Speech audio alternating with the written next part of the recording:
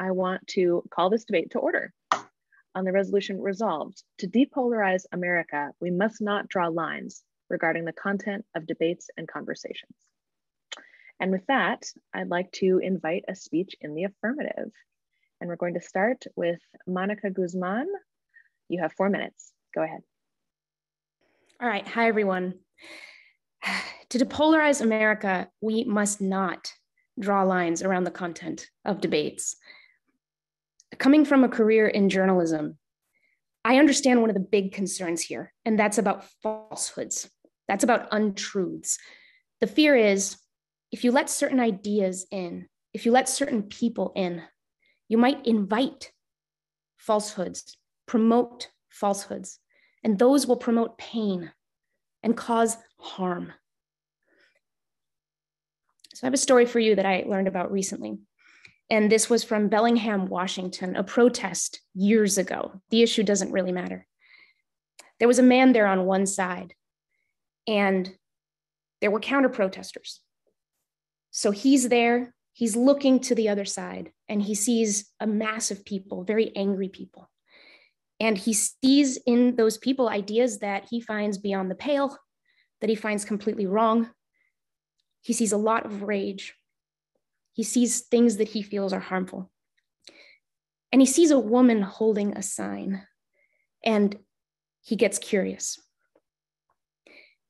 Now, that fear that is so fascinating right now about falsehoods, I think, is also about a lack of shared reality. Today, we begin in such different places with different facts, spinning away from each other. How can we find each other again? Now, with shared reality, to me, anything that's shared, truly meaningfully shared by the public, has to be co-created. Which is why I think the activity that we need now more than ever in such a polarized, divided, and blinding time is the collective search for truth. The key word being collective. There are spaces to inform. I have done a lot of rigorous informing in my career as a journalist.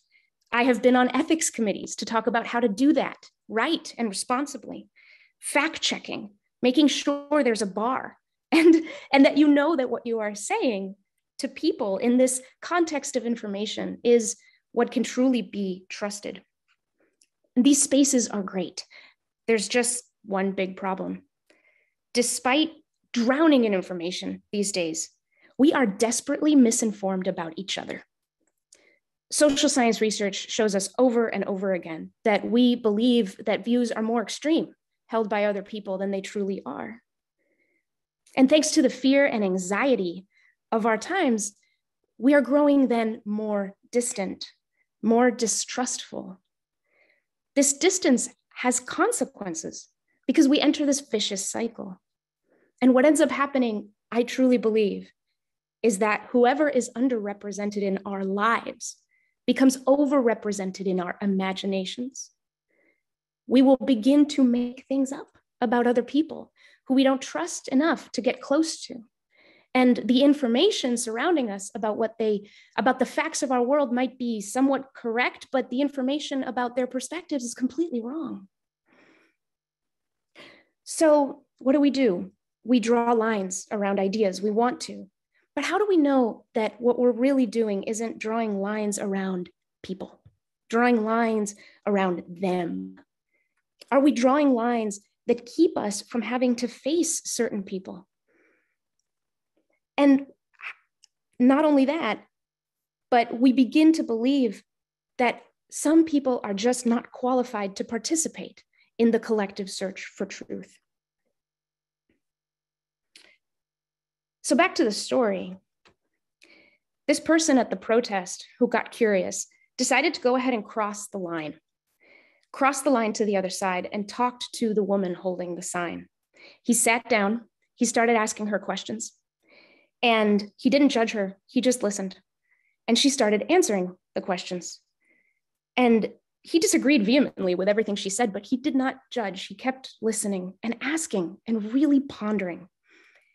He found some of it beyond the pale, but he also found himself moved by her story. Because as I've learned in my journalism, people's stories contain truth, even when their conclusions don't. It's truths that he hadn't expected and hadn't anticipated and couldn't understand. Now, how we find truth, yes, we'll wrap up. The collective search for truth is what we need to do to expose ourselves to challenges we didn't anticipate. And while we think that we need others to affirm a shared reality to earn our trust, it may be true that it takes our trust to build a true shared reality. And the end of that story is that the woman ended up, after being heard all that time, taking her sign and going home, because she realized after listening to herself that she no longer believed what she thought she had. Thank you. All right. Jazz hands for our brave and beloved Monica Guzman. Yes. Wonderful. So are there questions for the speaker? If so, go ahead and raise your Zoom hand.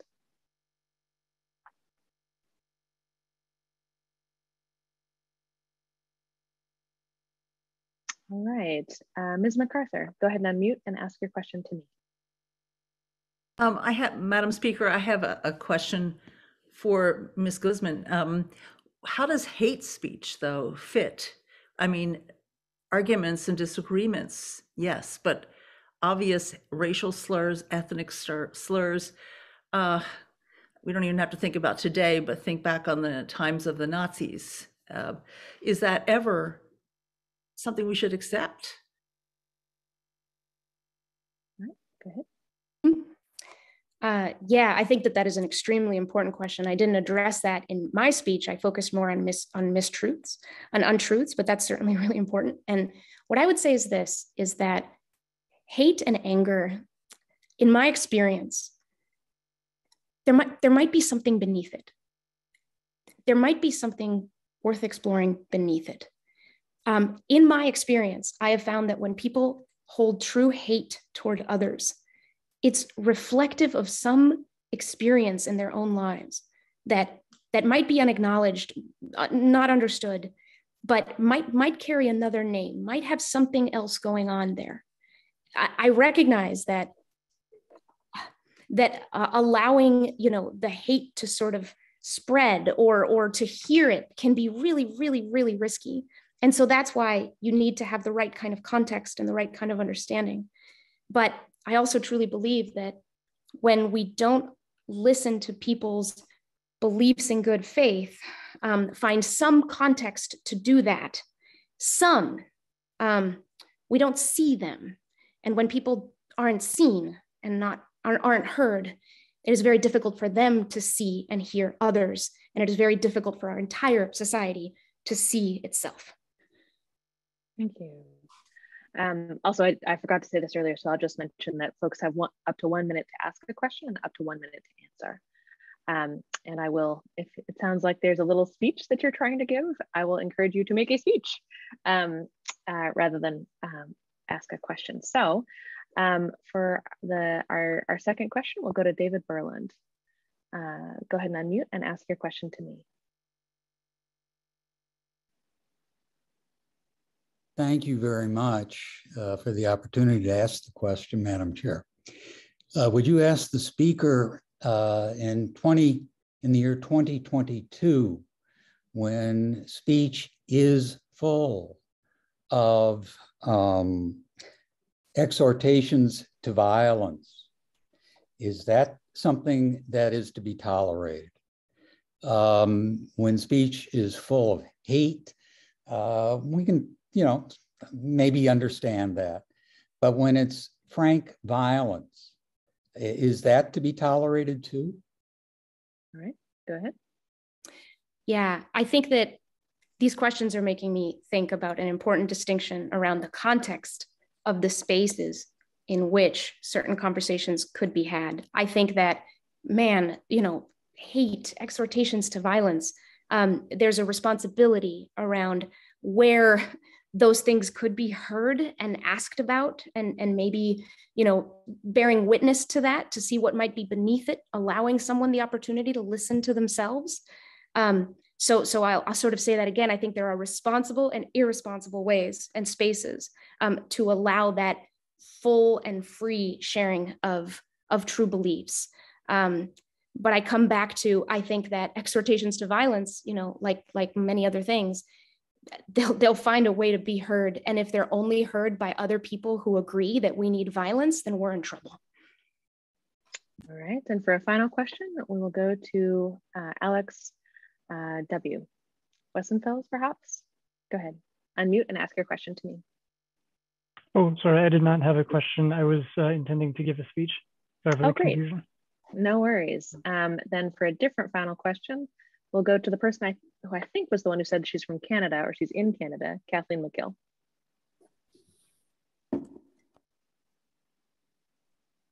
We can't hear you just yet. Thank you very much, Madam Chair.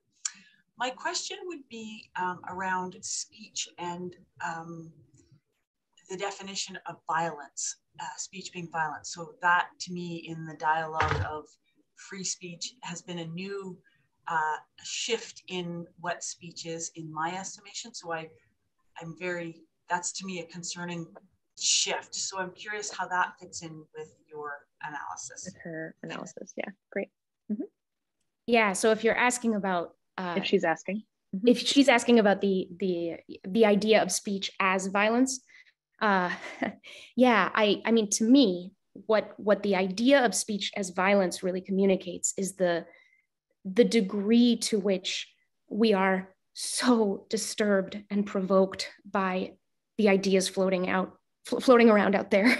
And we know, I mean, social science and psychology has shown us that it really can feel like a slap in the face, a punch in the gut, what some people can say about, gosh, like really opposed to the things that we believe to our core. It does feel like violence. And I completely understand why, why we then call it that. I think the danger comes when we do then get tempted to treat all speech as violence, meaning, well, violence is illegal. Like you can't go up and like punch a person in the face and get away with it. So gee, I guess you can't say what you believe if what you believe really hurts another person. And again, I think that would put our society in peril if we take that too far.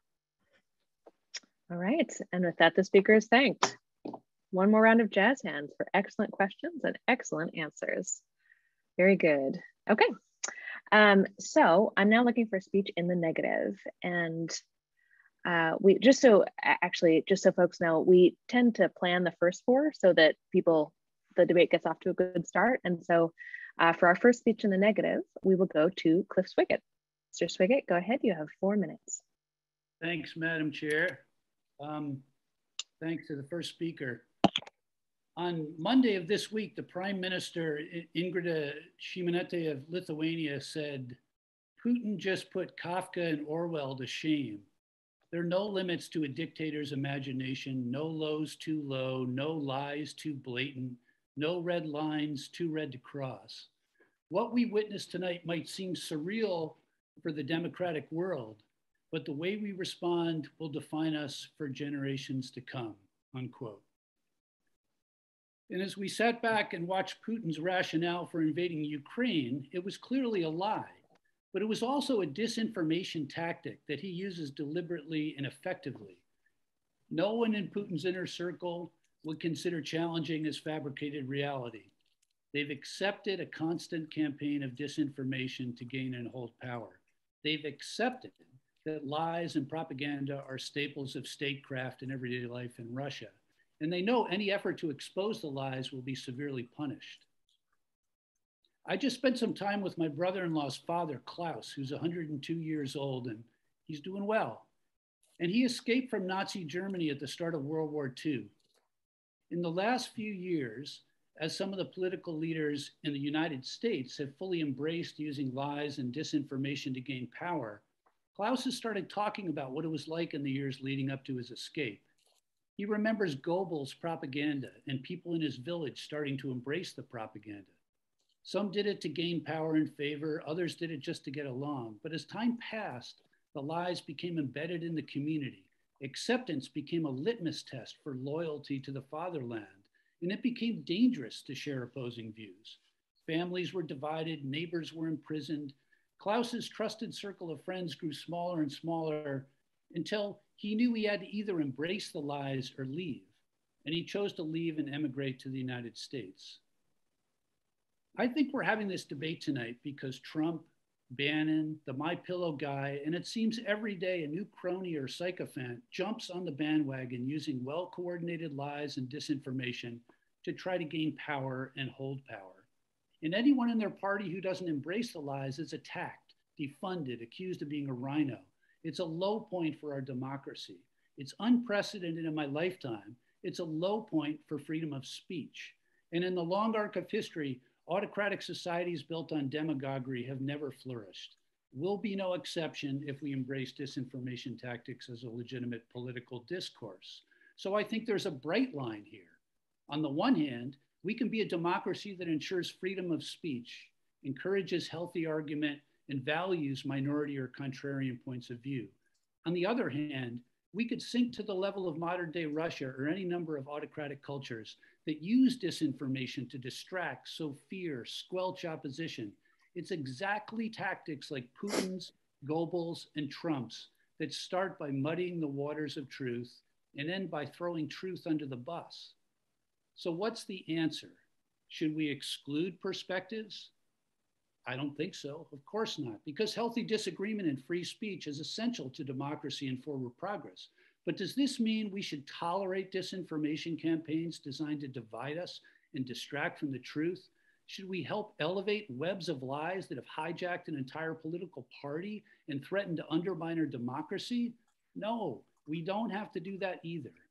Can we discern the difference between disinformation campaigns and legitimate sharing of diverse perspectives? I think we can, and I think it's imperative that we do. We need to take this challenge head on, not regress or throw up our hands in submission. And I'm so glad we're having this debate today. I'm confident and I'm encouraged that braver angels will muster the creativity, the conviction, and tackle this crucial challenge. Thank you very much. All right, jazz hands for Cliff Swiggett. Yes, absolutely. We will now go to questions for our brave first neg. And we'll start with Michelle Jansen. Michelle, go ahead and unmute and ask your question to me.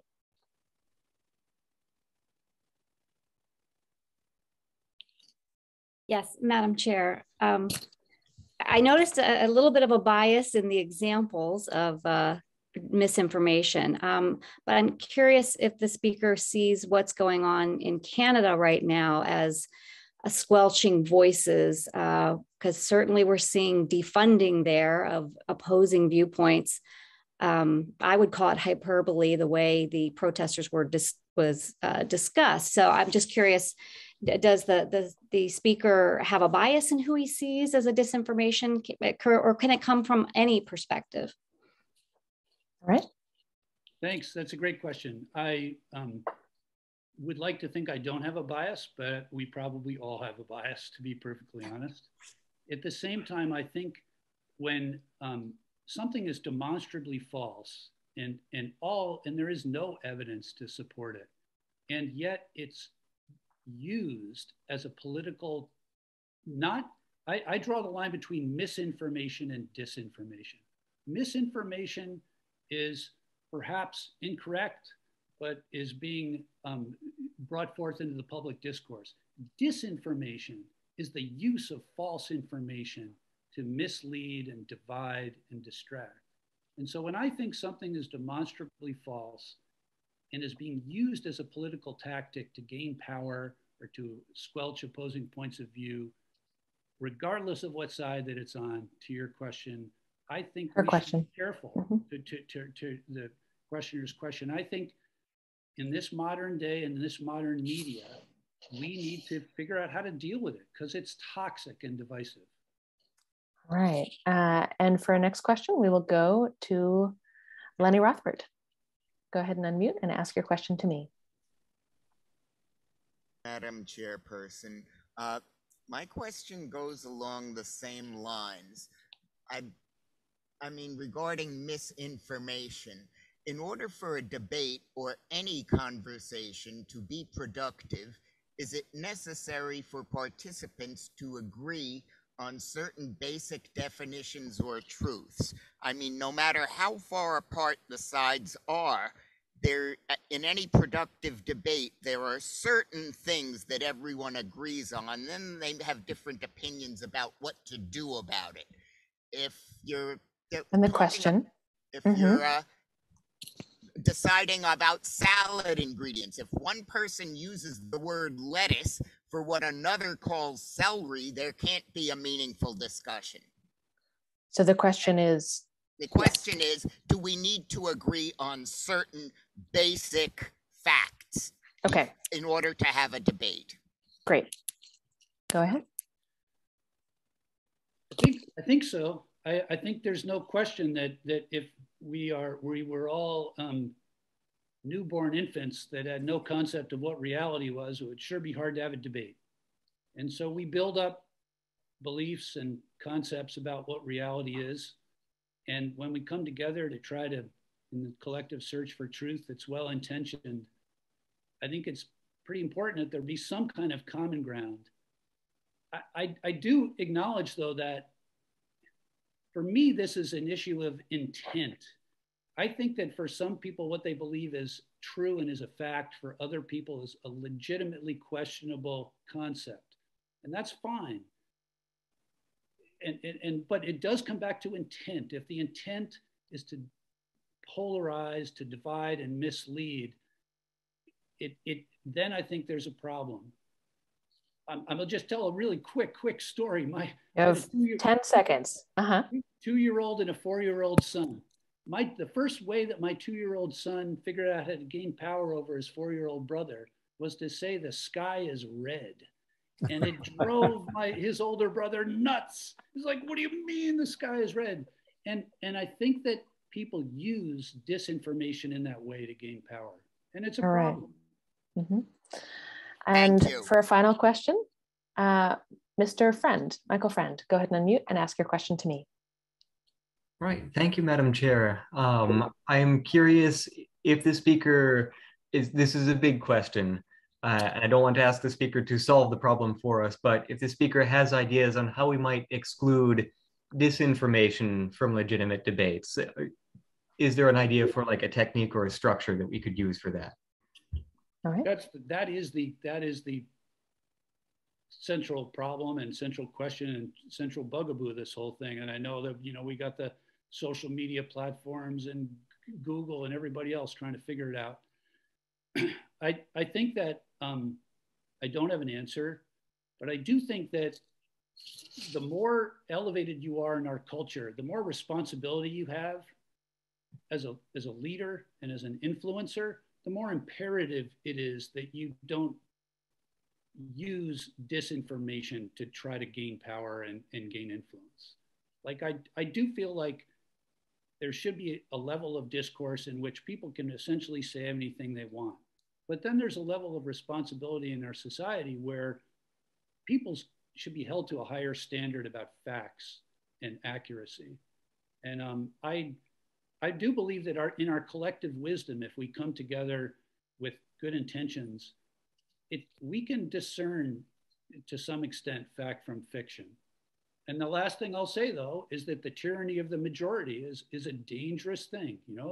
If we all come together and one person in the room is saying the sky is blue, everybody says it's red, we should be listening to that person too. So I love the question and think that that's what we need to be grappling with. All right. And with that, the speaker is thanked. Jazz hands, once again, very good questions, hard ones, and good answers. I would also like to point out that that Mr. Spigot modeled something that we value here, which is admitting when you don't know the answer. Frankly, if there were easy answers to these questions, we would not need to be here. So with that, I am now looking for a speech in the affirmative, and we will go to a docketed speech from Mr. Craig Diamond. Mr. Diamond, go ahead, and you have 4 minutes. Thank you, Madam Speaker. So I am in favor of the resolution of this debate, which is to depolarize America. We must not draw lines regarding the content of debates. I'm a Democrat and I live in Connecticut. I'd like to clarify that while I'm in favor of the resolution of this debate, it seems to me that every society, no matter how open and free, will have the tendency to limit some kinds of public speech under certain circumstances. I just think this is human nature. So my support of this resolution is not absolute in that I'm not advocating that 100% of public speech be allowed in 100% of circumstances. But I am advocating that our society should always strive to avoid putting limits on the content of public speech and public debate. I think that is critically necessary for depolarization, because if a big chunk of our society does not feel heard, then depolarization is not possible. To those who advocate for limiting the expression of certain ideas, I can think of two underlying assumptions those people might have about the desired outcomes of those limitations. One, some people in society will feel safer and more comfortable as a result of the limitations. And two, that limiting the expression of certain ideas will cause those ideas to wither away in our society over time. Now, while both of those assumptions have some merit, they also both have problems. Limiting expression of some ideas will certainly make some people feel safer, but those limitations will also make the people whose ideas were suppressed feel less safe. And in regard to certain ideas withering away over time, limiting the public expression of ideas does not necessarily mean those ideas will disappear. In fact, suppression of ideas could cause the holders of those ideas to feel even more strongly about them. I think a current and important example of this is the efforts of some currently to call out and punish individuals or organizations for making offensive or racist public comments. When somebody is fired from their job for making certain public comments, regardless of the positive and commendable things that person might have accomplished in their lives, that action, yes, has probably left some people feeling more safe, but it has likely also resulted in others feeling less safe. Also, one needs to ask if the person who lost their job or others in their organization will actually change their minds about the allegedly offensive or racist ideas that were expressed. It feels to me that these efforts to limit the content of public speech are resulting more in resentment and anger than in actually changing racist attitudes and beliefs. I use this example to make my point, but there are many other current efforts to limit the content of public speech coming from both the left and the right. Another very important problem with limiting what topics can be discussed in public debate is who decides what topics can be discussed and not. The current debate around critical race theory is one of many examples. Who should decide what content can and cannot be covered in public schools?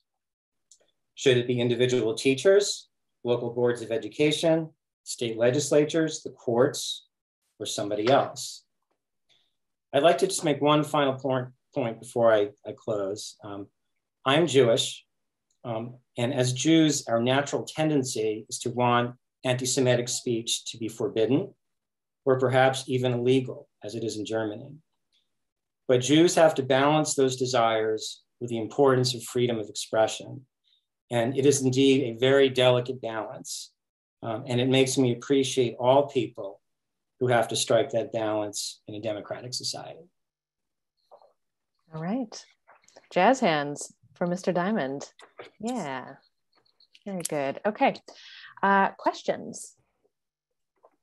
And just so folks know, if you raise your hand like near the beginning of a speech, I'm not going to know if you have a speech or a question. So waiting till later on or to the end to raise your hand will help me.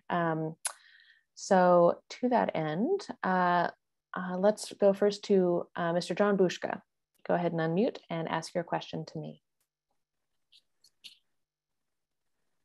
Yeah, one question that bothers me is the standing of the person to speak and the right of that particular person to be heard in line in comparison with other persons who may want to speak because of the circumstances and as to whether that person who wants to speak has skin in the game. That's a term that Nicholas Taleb uses a lot in his book. He wrote a book about that.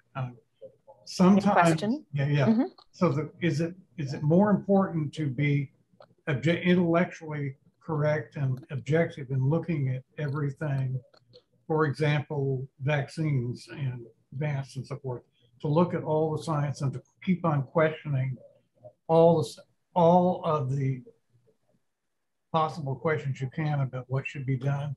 Or is it sometimes more important to achieve a result in getting public safety and getting something under control?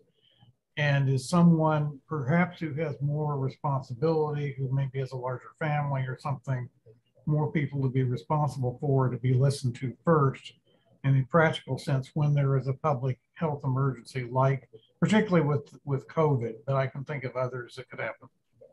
How do you feel about that? How does he feel? Mm-hmm. Wow. That is such an important, complicated question. I honestly don't even know where to start in particularly 1 minute. And I think COVID it should be a topic of a debate in itself. It's been such a difficult thing for our country in so many levels. But, and I think, frankly, I think about this all the time, but I guess it's sort of both. I think you have absolutely the science. I believe that experts are experts because they've spent years and years and years in school and studying issues. And I believe that I'd rather listen to an expert than listen to someone who doesn't have training. So yeah, I think that that's important to get the information right and get it out.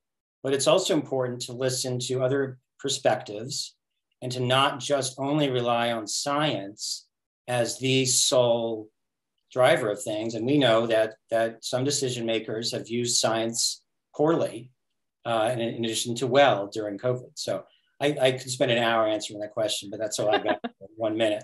Fair enough. All right. And then for second question, Mr. Robert Wolaber, go ahead and unmute and ask your question to me. Thanks, Madam Chair. I'd like to ask the last speaker, first make a comment. I thought that was a very, as opposed to the previous speaker, I might say, it was an eloquent speech. My question, sorry. Yes, we like to avoid ad hominems, but if you would. That's my first time here. I'm sorry. Okay. Well, okay. I'll get to the point. I was, I'll make a quick observation and then pose my question. Isn't it, and then maybe it's two questions, isn't it a problem of uninformation, not disinformation or wrong information? People just are told to not be informed, don't do any thinking. And a follow-up question for the last speaker was, I know you, when you mentioned this. For this past speaker, yeah? Yeah, the past speaker. You mentioned the current issue of the school boards. But you didn't mention the parents. I'm so sorry. You're going to have to ask the question to me. So okay, Madam Chair, propose the question. He mentioned that critical race theory in the schools. Should it be up to the school board, the state legislature? Should it be this? Nowhere in that did he mention the parents. Now I understand the parents elect the school boards, but nowhere was there the direct. And I guess the parents can vote with their feet. And your question is, yeah. Why not? Why did you not mention? Why not? Why did he not mention oversight? Okay. Thank you. All right, Mr. Diamond, go ahead. So actually, it was not an oversight. I actually had parents in my list of things there, and I actually took it out only not because parents don't have a say, but because like if you're talking about public schools, like if each parent can't decide what their individual child learns.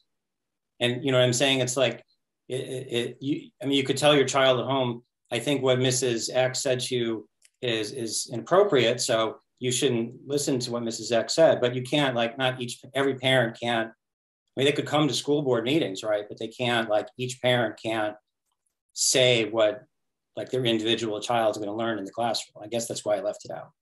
And I also want to add that I actually, not to be disagreeable, but I think the other speaker that came before me was extremely eloquent, and I appreciate it, so. All right, and with that, the speaker is thanked.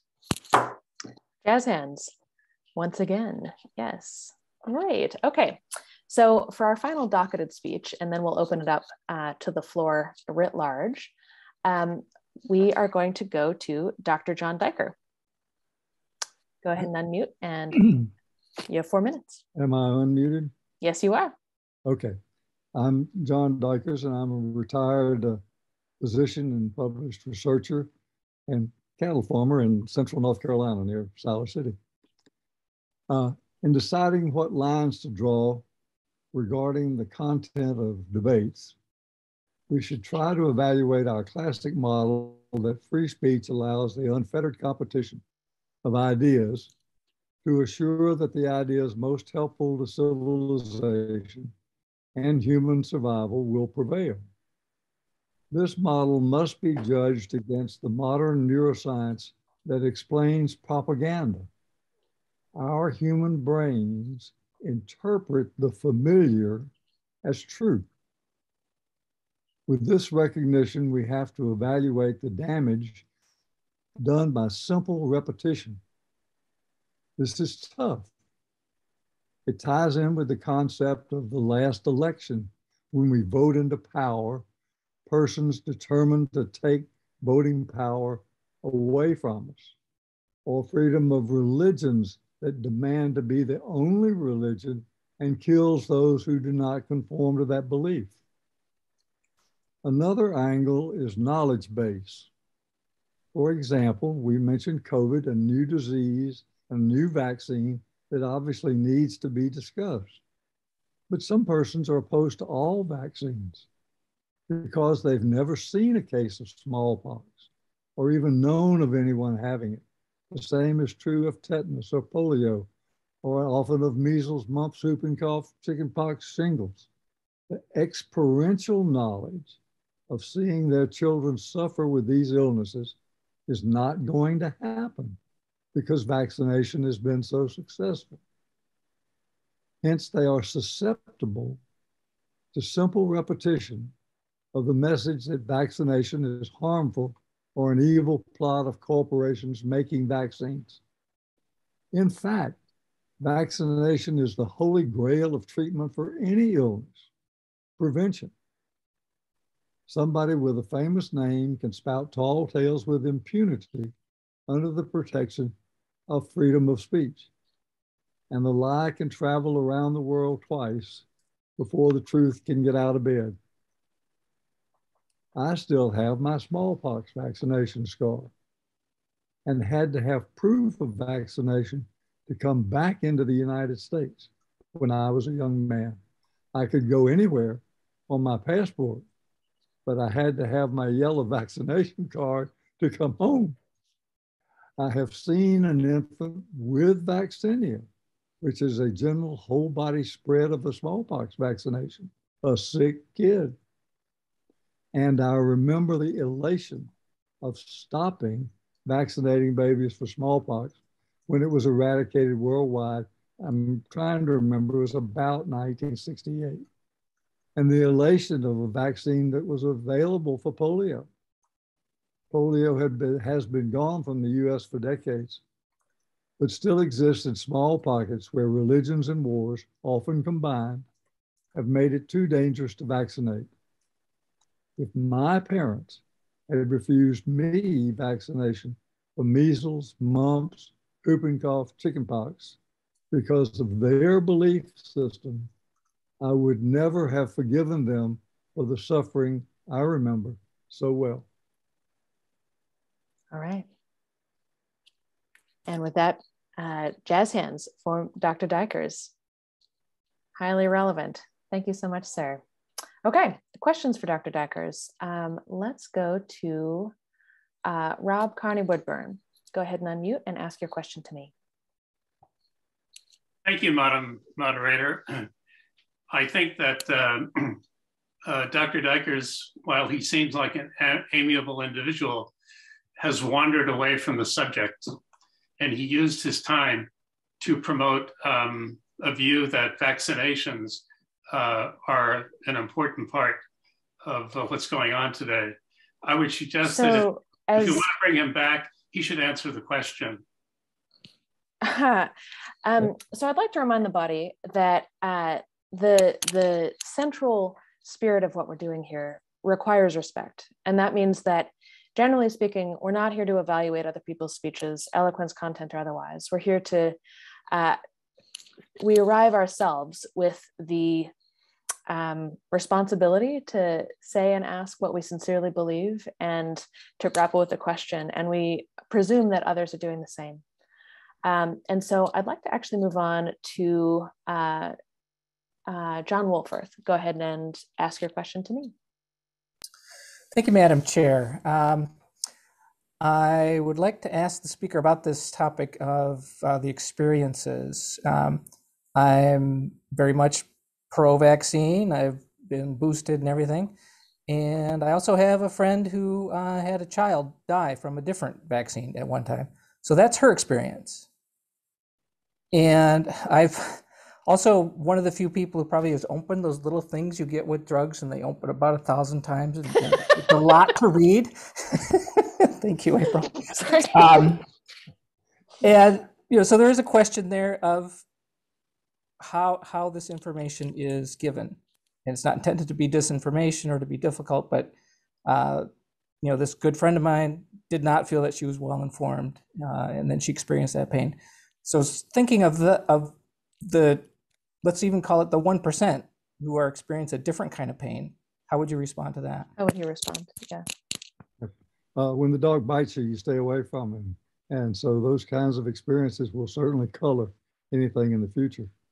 I might add that it was my pleasure to do the continuing education at our hospital for 35 years. And we would bring in experts of all sorts. So there was not a lack of information. But you could ask the most knowledgeable person around why, maybe once or twice, and they would have to reply, I believe. So we end up, even with the greatest of experience, having a belief system. And I've seen what we thought were truths in medicine turned on their ear so many times in my career that I remain a healthy skeptic about everything. So I hope that tells you how that flows into my judgments on whether or not this question should be answered one way or the other. And all right. Mm-hmm. And Mr. Jackson, a question? Go ahead and unmute and ask your question to me. Yes, Madam Chair. My question is should the government be empowered to force people to take the vaccine whether they like it or not?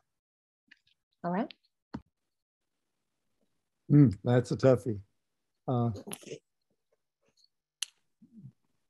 Vaccine mandates sometimes surely have seemed to be appropriate. You do have to have your smallpox vaccination to go to school, for example. The Supreme Court decided this 100 years ago that I've forgotten his name, and I think it was in Illinois, he did not have to take the vaccine. He did not have to be vaccinated for smallpox, but he couldn't come to school. So that's the dividing line. No, you shouldn't have to take the vaccine, but you ought to have to take it if you're going to come mix with the rest of us. All righty. And with that, the speaker is thanked. Jazz hands once again for questions and good questions and good answers. All right, so that is the end of our pre-planned speeches. And so I invite everybody to go ahead and raise your hand when you want to. If you have an affirmative speech, that's what we're going for next. And so, oh, and one more thing, we, just for the purposes of getting as many voices in as possible, we will reduce speeches to 3 minutes at this time. And so we're going to go to— Please recognize me, Harlan. I'm sorry. We're going to go to Tracy Hollister. Tracy, go ahead and unmute. You have 3 minutes. Thank you, Madam Chair, for the opportunity. I stand firmly in the affirmative. I am a gay woman and a former lifelong Democrat, and who's recently turned independent. And I used to work in the dialogue field. I have 3 reasons for my support. Braver Angels debates are a collaborative search for truth. and as such, widely held and opposing views need to be aired. To not put a controversial issue on the table is to give in to the forces of censorship, anything outside the mainstream media narrative, where only 6 corporations own 95% of the media, and probably about 95% of the media are also left-leaning, a consequence and forces that would seek to influence braver angels to not talk about topics like the 2020 election or whether COVID vaccines should be called even vaccines or mRNA injections, would likely hurt conservatives. Being part of the dialogue community, I'm keenly aware that Reds are very difficult to recruit, and I commend Braver Angels for the aspiration of a red-blue balance. Censorship would hurt that goal. Secondly, Braver Angels calls on us to be advocates of the First Amendment and to do so respectfully. We must defend people's right to speak up, not just when we agree with them, but especially when we disagree with them. For Braver Angels to live up to its name and its promise, it must courageously tackle widely disputed topics. I would like to see Braver Angels take on even more controversial topics, like whether firing healthy people who have alternative means of being healthy is discrimination and a form of medical tyranny, whether vaccine passports will really lead to greater social controls that will threaten our democracy itself, whether the Chinese Communist Party is deliberately working to divide the United States culture through its influence campaigns, whether most face masks have holes that are too big to prevent viruses from going through them in the first place. After all, absolute power corrupts absolutely. When we live in a society of fear and we abdicate our responsibility to think for ourselves to powers like the CDC, we are all worse off. And we need desperately to discuss these topics. Thank you, Madam Chair. All right, jazz hands for our speaker. And questions for the lady. We have a couple patient folks here. Mr. Tobman, go ahead and unmute and ask your question to me.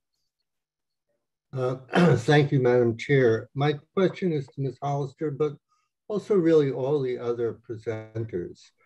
And because schools were mentioned, wondered if they would all support discussions in schools of, for example, whether the Holocaust actually happened, or whether slavery was actually good for enslaved people, because there are people who hold those views. Should that be open for debate? All right, go ahead, Ms. Hollister. I believe that there should be more debate in schools and more critical thinking encouraged in schools. One of my favorite classes in college was critical thinking, where we learned about the appeals to tradition and the appeals to authority and other means of illogical thinking. I believe that it's not that it should be taught in schools, but the fact that some people believe those things and discussing, for instance, the extent of, was it 6 million who died in the Holocaust? Or was it more? Was it less? Was it 100 million who died in China, for instance? And maybe questions like, were genocidal campaigns that killed far more than 6 million people underrepresented in history books, and why? So I believe that more discussion should happen, and we should talk about critical thinking techniques to discern what the truth is. All right, very good. Further questions? Mr. Brown, I think Bronca, perhaps? Go ahead and unmute, ask your question to me. Thank you, Madam Chair. I would like to ask the prior speaker if she would agree that debate is a particular form of communication that has rules, and should there be some limits on the content of the information based on those rules. So for example, during a debate, if you're going to just utter nonsensical gibberish that's not even clearly coherent ideas, should you filter that type of content? All right. Thank you for the question. I'm not sure what you're referring in what terms he's referring of, to. well, I'm not sure what he is referring, what the questioner is referring to in regards to gibberish. I suppose that the person hearing the information would subjectively perceive, some would subjectively perceive it as gibberish and some wouldn't. One of the things about free speech that it's so beautiful is that there are consequences to what people say and how they say it. So if is there a limit on the content? Yes, there should be a limit in terms of the manner in which people speak, name calling, labeling of things, for instance, gibberish, and subjective judgment calls don't really advance the cause of productive debate and truth seeking in a collectively good spirit. And so I'm just sort of at a loss to how to answer this question. All right. We will then go to David Ulmer. Go ahead and unmute, ask your question to me. Thank you, Madam Chair. For the speaker, is not allowing the elites, experts, bureaucrats kind of to own the truth or facts, just kind of fueling the populism we're dealing with. It kind of seems to be adding to the backlash, in my opinion. Only conspiracy theorists thought government was spying on all of us. Then we had Snowden, FDA approved Viax, 38,000 died. We want to keep nut jobs out of our pizza parlors. Then we had Epstein. We had Iraq and WMDs, Iran-Contra, Gulf of Tonkin. We get the point. Madam Chair, does the speaker not see all attempts by government to control or manage speech as futile in a free society? Recruiting big tech doesn't help. I asked the speaker, a huge segment of society no longer trusts our experts, and telling them no, that the opinions they have can no longer be valid and they can no longer ask questions. I don't see how that doesn't just further the aggression and the populism that we see in this world. Okay. Thank you for the question. I do believe that, I want to pick up on a couple of parts of this. I do believe that abdicating the role of truth discerners to key elite is completely inappropriate. For instance, one of the reasons I woke up to what's going on in our country right now, and particularly censorship, is that in April 2020, honest American doctors were going on YouTube talking about a disease that we were all just learning about. And YouTube censored those videos saying the World Health Organization guidelines say that that's misinformation. But nobody had a monopoly on the truth at the time. And that caused distrust in YouTube, and it caused people to go sort of underground into alternative media like Rumble and BitChute to find the real truth. So I think that there is a counterproductive effect of only allowing certain people to speak the quote truth. As to conspiracy theorists, that term was invented by the CIA to make non-mainstream opinions appear as fringe. So whenever the term comes up, you could say conspiracy theory or conspiracy realist. I think it takes courage to question the official narrative, for instance, of 9/11 or January 6th, but you have to be willing to be labeled a conspiracy theorist to be a genuinely critical thinker in today's society. All right, and with that, the speaker is thanked. Jazz hands once more. Yes, very good. All right, and with that, I am now looking for a speech in the negative. And we will go to Michael Pells. Go ahead and unmute, and you have 3 minutes. Excellent, thank you, Madam Speaker. I feel like the key word here is debate. We're got to get clarity on that. I just feel that some matters are so demonstrably clear and so fundamental to human peace and productive coexistence that to open them up for debate is just a waste of time. It's just counterproductive. Having a conversation with someone we disagree with is one thing, but having a debate is totally different. And we're not just talking about freedom of speech. Some views are just so harmful to human society that providing a forum that frames those views as debatable legitimizes them and empowers people who spread these false beliefs for their own gain. So with black and white issues like that, there really is no common ground. For example, those who believe the earth is flat or cling to racist views, who refuse to accept the overwhelming scientific evidence of climate change, or a complete lack of evidence of election fraud in the last election, I think they're kind of a lost cause at that point. No amount of debate is going to change their mind. The fact that some of these views have spread successfully on social media doesn't make them worthy of debate. For a topic to be debatable, there has to be well-documented supporting facts on both sides from multiple trusted sources. And as far as who gets to decide whether the topics are worthy of debate, I think that's up to Braver Angels leadership. Obviously, Braver Angels can do whatever it wants. And if you want to have a debate on whether the earth is round, that's fine. But I won't be attending that one. So that's it for me. All right. Good. Jazz hands for Mr. Pells. Yeah. And so I'm now looking for questions. We have quite a few hands. Let's go with Sheila Zellinger. Been patient. Go ahead and unmute and ask your question to me. Thank you very much, Madam Chair. Appreciate the opportunity. The question I have for the speaker is, who really gets to decide on these issues and who determines what is an incontrovertible truth?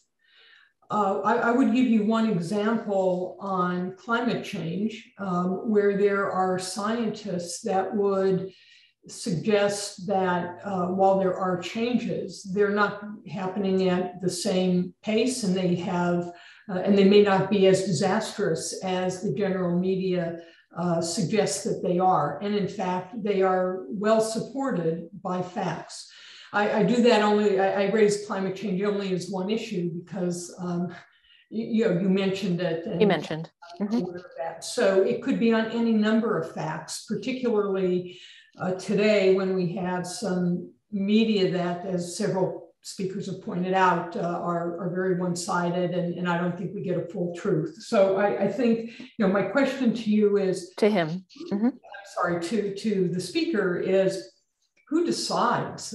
And how can you be certain that you or someone else know the truth? Okay. Well, I trust the peer-reviewed journals that the scientific community uses to kind of vet these different ideas, and I have to, to some extent, I have to trust the scientific community to police its own content. And that being said, I understand the point is well taken, that it is true that the media, is pretty well centralized at this point. There's only a few really big outlets now that have the biggest megaphones. So yeah, I think it's good to be aware of that there could be some bias and some, it's certainly true that, thinking back to like Galileo, maybe as an example, maybe if we had, not listened to Galileo, anyway, so I hear you. I'm not entirely sure how to answer the question. So, but I would say that, Braver Angels certainly has the ability to make the call as far as what topics get debated and what don't. So, and again, if there's a topic that is raised that I feel is kind of in that category of settled science or settled issue that I don't think is worth, I just won't go show up. It's cool. You can debate whatever you like, but, you're giving a forum to people. So it should be, that should be taken under consideration. All righty. Mr. Blankenheim. Go ahead and unmute and ask your question to me.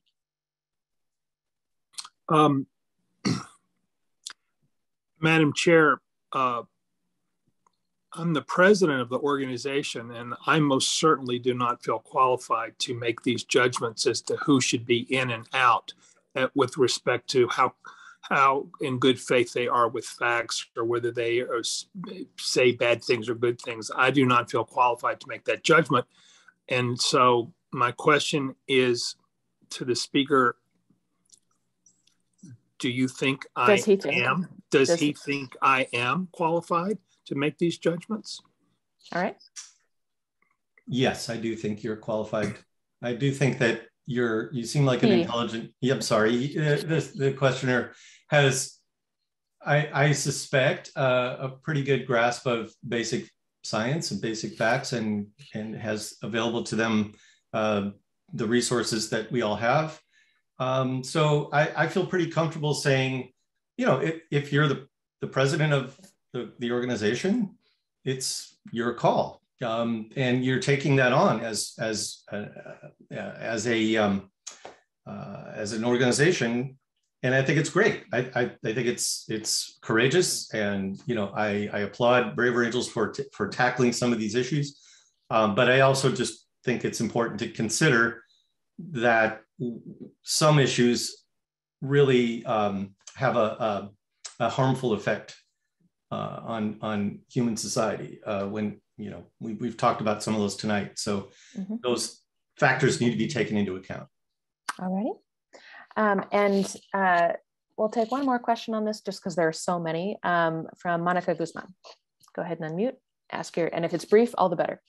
Yeah. So, question for the speaker is: does the speaker believe that the number of people who hold a controversial belief in good faith makes a difference with regard to whether it ought to be debated?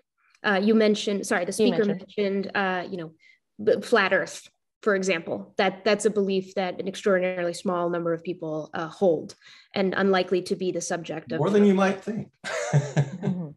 Well, but fewer than some controversial issues. We had a conference here a few years ago. All right, y'all. Sorry, Monica, you can go ahead and finish your question. So the question was, does the speaker believe that the number of people who hold a controversial belief in good faith should figure into whether it is legitimate to debate something that might have been previously thought undebatable? Good. And Michael, I muted you, so go ahead. Yeah, no worries. Sorry, I thought she was the questioner. No, you're good. Anyway, yeah, no, I think I said that explicitly in my statement, that I do not believe that the fact that disinformation can be spread to an incredibly large number of people very easily these days through social media, that really has no bearing, in my opinion, on whether it should be a subject for debate. That is more of to me, the question is it scientifically accurate? Is there well-substantiated facts on both sides of the debate? And is it harmful? Is the idea under debate something that can cause great harm if it is allowed to be legitimized in that way? So those are my criteria that I'm suggesting we apply. All right, very good. With that, the speaker is thanked. Jazz hands for good questions and good answers. Excellent. All righty. So there are more people who want to speak than I can even sort of begin to tell you right now. So I just want everybody to know that we're going to do our best. But I encourage you to ask questions too. So for our next speech in the affirmative, let's see. We will go to Beverly Horseman. Bev, go ahead and unmute. You have 3 minutes. Thank you, Madam Chair. The resolution to depolarize America means we must not draw lines regarding the content of Braver Angels debates. For me, is an affirmative yes. First, I must state that I struggle with this issue on whether to draw a line. So this has not been easy. My struggle is personal from my values perspective. Therefore, I struggle as both a Braver Angel member and as a Braver Angel volunteer in the field. I volunteer as a state coordinator. I will offer that being a braver angel is hard, but necessary work. I believe that Braver Angels as an organization cannot draw lines for content because of two very important reasons. The first is our mission. We bring Americans together to bridge the partisan divide and strengthen our democratic republic. So if we believe in that mission, then we need to look at partisan divide discussions. Second, we operate under several principles here at Braver Angels, and I'm lucky because of being a volunteer and the state coordinator level. And because of that, I would say that that even reaffirms more that we should not draw lines regarding debate content, because we have to look at what's dividing our country right now. And since Braver Angels isn't interested in looking at marginal things or controversial things, we have to look at the topic of debate is if it is dividing a significant portion of our country. Because if it is, then it should be a topic for discussion. It should be a topic for debate. Braver Angels debate provides a forum for both affirmative and negative. We're seeing that here tonight. And we do that under respectful rules of engagement. Representing both the affirmative and the negative for a resolution reflect the equal balance that Braver Angels always seeks to achieve in every aspect of our organization. The second principle that I really need to look at is Braver Angels has modeled for us the design for us to understand how to understand our differences. We need to listen. We need to clarify what we heard. We need to respectfully share our perspectives. And we need to see if there's common ground based on shared values. That's the model that everything we do at Braver Angels works at. For me, sharing values after listening to understand is critical. This is where I do the work personally as a Braver member to see if there is a connection for common ground. So both as a Braver Angel member and a volunteer, the issue of drawing a line goes far beyond debate topics for me. It goes to the very core of our organization and who I am as a Braver Angel member. The journey continues for me as I collaborate with people whom I build a relationship with and who I am building relationships with.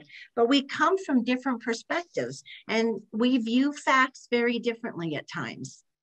The journey continues for me as a Braver Angel when I understand somebody's experience, but when our organizational approach for being neutral or tolerant by presenting both sides can hurt that person's perspective of a judgment. So as I mentioned earlier, being a Braver Angel is hard. It's hard work. And I believe that Braver Angels must continue to bring viewpoints to the table for discussion that significantly affect our country. Thank you very much. All right. Jazz hands for Ms. Horstman. Our state coordinator, I think in Ohio, one of them, state co-coordinator. Yeah. All right. So many questions. Lovely. Oh, no. No, it's okay. Let's start with Josh from Oregon. Go ahead and unmute and ask your question to me. Thank you, Madam Chair. My question for the speaker is, let's imagine that Braver Angels decides that there is an Overton window outside of which Braver Angels will not discuss politically relevant issues. What do you suppose, and I think you and I agree, what do you suppose would be the best, what does the speaker imagine would be the best way for a society to update the incorrect views of a group or find common ground if there are no platforms upon which to meet?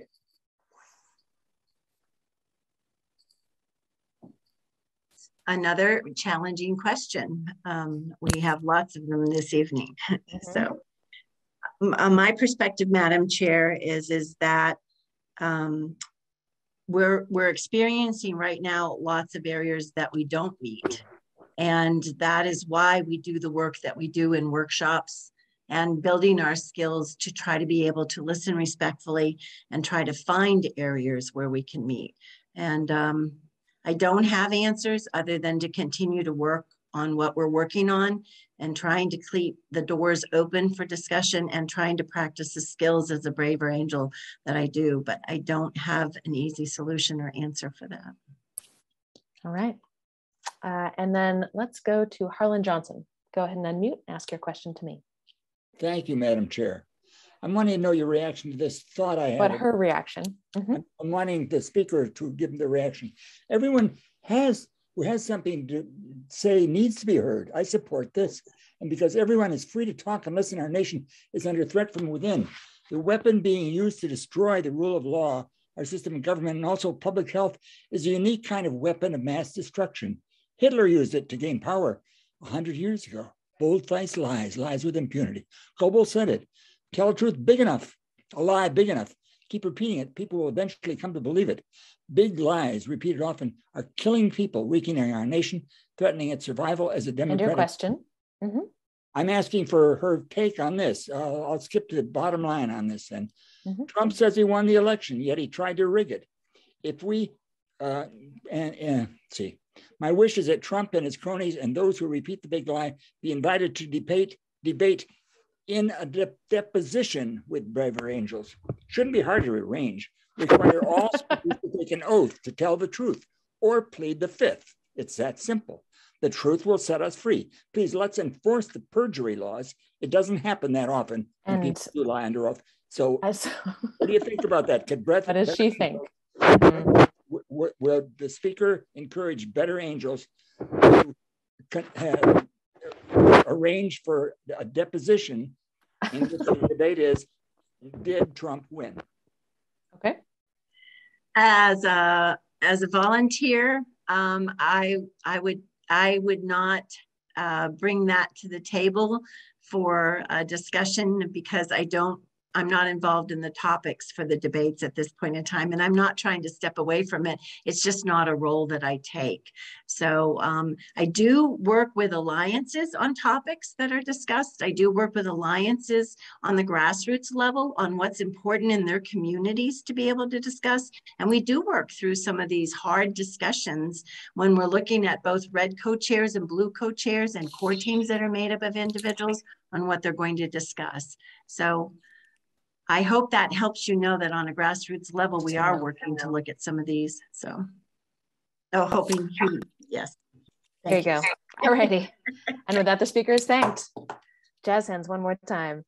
And I just got to say, y'all, there is so much enthusiasm for this debate. I'm seeing so many hands go up every time, and that's wonderful. And we're going to do our best to get you in. Yeah, just want to reflect that interest is really there, and this is a good thing. And this doesn't have to be the end of the conversation. So with that, I'm looking for a speech in the negative. And I will go to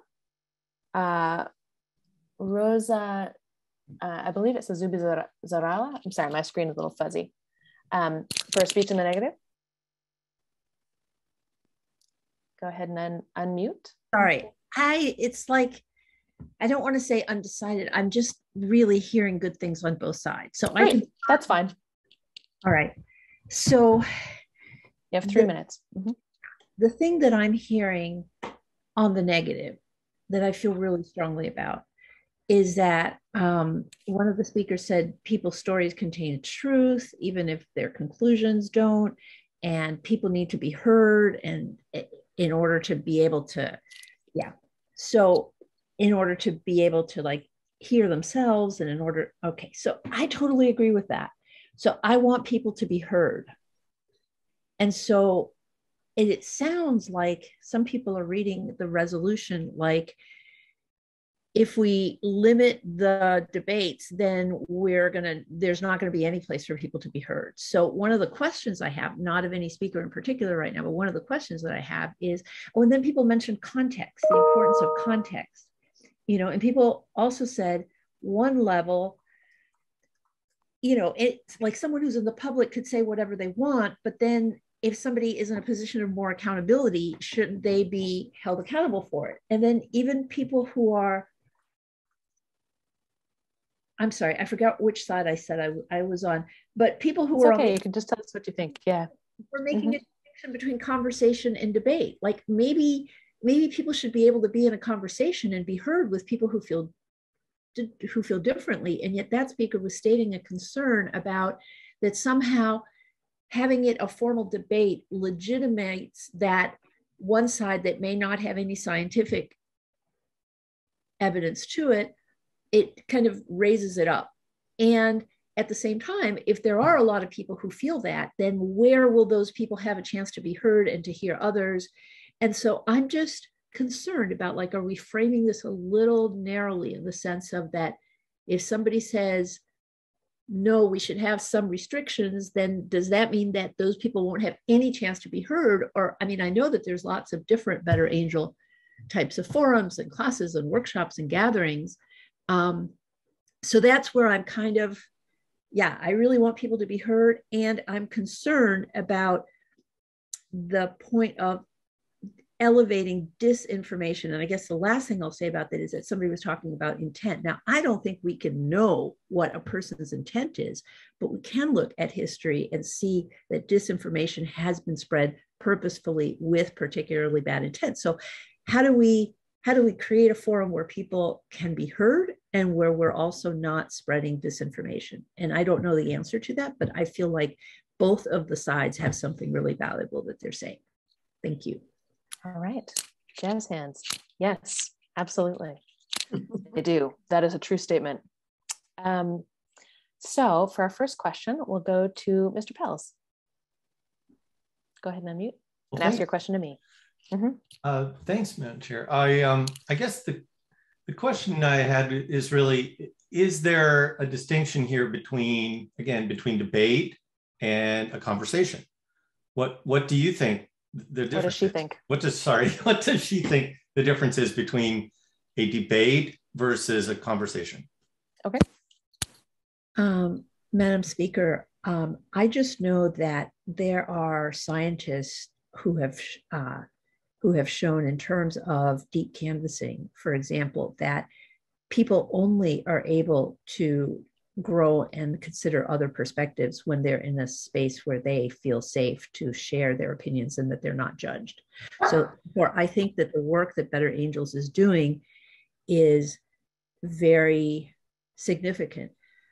I do think that there might be a difference between a conversation and a debate in that when I co-facilitated as a volunteer a Braver Angels, back when it was Better Angels, group, there were like about 15 or so people. We spent the whole day. There were equal numbers on both sides. And I know that I think debates are wonderful, but I think that they're different. So I don't know. I've had a little bit of experience with Braver Angels, but not that much to know like all the different kinds of offerings you do and which ones might qualify as conversations and which ones might qualify as debates. But I do think it's really important that there be a place for people with different perspectives to be heard and speak with each other. I'm just not quite sure what the ideal format looks like. Sure. So for the next question, we'll go to Clyde Laustag, because I like your hat, among other things. Thank you, Madam Speaker. Thank you for, well, I didn't have to comb my hair if I ever wore this hat, so that's why I wore the hat. This is my first time. My question thank you. My question for the speaker is, in a debate, it seems like each side gets to try to prove their case. So I'm trying to understand, and I would like maybe the speaker, if she could explain it to me, explain why it seems like many people want to quelch that and say, well, there's certain things that we think are established and you just can't debate those things. I'm trying to understand what that reasoning is. Why can't they just debate the issue and prove their case? That's my question. Thank you. All right. Go ahead. Ms. Z. I think that the concern that some people had expressed before is that is based on that thing that if a lie is repeated enough times, people believe it is the truth, right? So if something has demonstrably been shown to not be true, but everybody is trying to do both sidesism, oh, well, this is, there are people who haven't agreed yet. It just becomes an opportunity for that lie to continue to be spread and spread and spread, even though a lot of people have clearly seen that it's not true. And so that's the problem with it being in a debate format. And at the same time, I still think it would be really important for people who happen to believe that to have small group forums where they can be heard and express themselves and be heard with compassion and hear other people's thoughts and like that. There's something about the formality of a debate which legitimizes the both sides thing, which in the case of disinformation could be dangerous. All righty, very good. With that, the speaker is thanked. Oops. Jazz hands. Yes, good questions and good answers once again. I just want to compliment the body. We're handling this, y'all are handling this incredibly well. This is a complex issue and yeah, good job. So I'm now looking for a speech in the affirmative and I'm going to go to Joy Mayer. Please unmute, you have 3 minutes. Thank you. I'm so glad that we're treating this as a messy topic, and that makes me feel more comfortable speaking up because I have messy, complicated views on it. I think that the danger of the negative view is more extreme to me than the danger of the affirmative view. And so that's why I picked affirmative. I think that the answer to inaccurate or offensive speech is usually more speech. And like the first speaker, I come from a journalism background. And so I'm speaking from that perspective. It is our job as journalists to be accurate, to document and paint a picture of reality. But our job is also to help people understand and navigate their worlds. And at our best, we host conversations or debates and reflect them back to the people we aim to serve. And to understand our communities, we all need to lean into curiosity about how our neighbors see the world. And I really believe that journalism and storytelling can be really powerful vehicles for that. But there's a difference between working to understand the cultural forces that inform how we see the world and entertaining or validating falsehoods. We need to investigate ideas and insist on credible sources. The problem that I see is that excluding the danger is that excluding ideas from debates also means excluding the people who hold them from the debates. And where we draw that line determines how many people are invited to a shared reality that we're hoping to paint a picture of. We can't, of course, highlight all voices. There's a simple matter of capacity. We're constantly judging and vetting ideas and sources. Responsible journalists feel a commitment to tackling issues that meaningfully divide their communities, which is language that I stole from last week's Braver Angels podcast, I think, in terms of vetting what gets to be decided. Does it meaningfully divide the community? So as an editor of a local newspaper said to me recently, we have people in our community who don't agree with the set of facts that we're reporting. This is kind of a mid-sized city. One school of thought, she said, says that we don't worry about that. If they choose not to join us in reality, that's up to them. But the problem is that if they're left out of the conversation, they will lean more fully into their own realities and find sources of information that they agree with. That eliminates them from the public square, and it's bad for democracy because people who move further away from each other and ultimately from their ability to debate and self-govern is diminished. It's also bad for people who work trying to create a responsible information landscape because they go out of business. One real problem is that facts don't persuade unless there's trust first. There's this concept in academia about effective trust and cognitive trust. Cognitive trust is the facts. You give people enough facts and they will trust you. Effective trust means, do they believe you are operating in good faith and with integrity? So it's easier to listen with a goal of understanding if you have effective trust. But social trust is declining, and so is trust in institutions. So trust in news is, of course, way down overall, which is not something I have to tell this group. So too many people don't believe journalists are operating honestly and with integrity. And that won't get better if we draw our lines too closely regarding the content of the debates and conversations that we host. So that is why I am mostly in the affirmative. Alrighty, jazz hands for Ms. Mayer. Yeah. I find it interesting that we have some journalists weighing in here. All right, questions for the speaker. So there are a number of folks who've had their hands up for a while, so I'm going to call in some of you, and if your hand is actually up for a speech, just say so. But we're looking for questions, and so I'm going to go to Stephen Wolpert. Go ahead and unmute and ask your question to me. Thank you, Madam Chair. My question is whether the resolution assumes that part of the content means respecting the norms of Angel's debates. So I noticed that the chair exercises the right to mute people who make ad hominem attacks. I think that's a great thing. So we do, in fact, expect certain content not to be allowed because the norms, it undermines the whole intent of the debate. John Stuart Mill talks about the marketplace of ideas, the idea that truth will emerge from competition among ideas in a free marketplace, but if there aren't rules to protect fair competition among those ideas, then the marketplace doesn't work. So my second question has to do with shifting from a for angels to a democracy's right to defend itself through self-preservation, which implies, I think, a second limit that Karl Popper addressed in when he called the paradox of tolerance, that in order to protect this tolerance, is a very philosophical question and I like it, but I'm going to have to ask you to wrap it up. Okay, so I think democracy has a right to self-preservation and Braver Angels has a right to enforce its own norms. Both of those do, in effect, limit what is considered permissible content. And what does the lady think? Yep. Yeah. Great. Yeah, I think that whoever's hosting the conversation absolutely gets to decide what the rules are for that conversation and what's going to be allowed. I've spent a lot of time moderating comments on news sites, for example, and there are always people saying, if you ban my comment, it's a First Amendment violation. Well, no, it's not. I'm a private business and I get to decide who comments on on the conversation that I'm hosting. So I think it's always important to know who's inviting you to talk and who gets to set the framework and the rules. Alrighty, and for a final question, we'll go to Mark Ebley. Go ahead and unmute, ask your question to me. Thank you, Madam Speaker. I'm reminded in the discussion of a professor who really took the measure of me in college and described one of my papers as substituting assertion for analysis.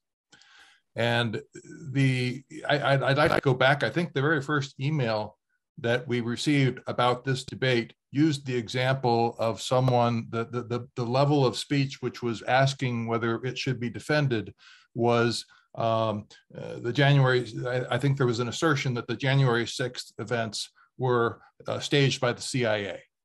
And my question for the speaker has to do with, is that a competition of ideas that needs to be debated? Or is that something that we need more information about, more on is the earth round or flat? Okay. I don't believe that is an issue that needs to be debated. I do believe that understanding what brings people to different views on that is a really important need that our society has. And so I think there's a lot of room to discuss it.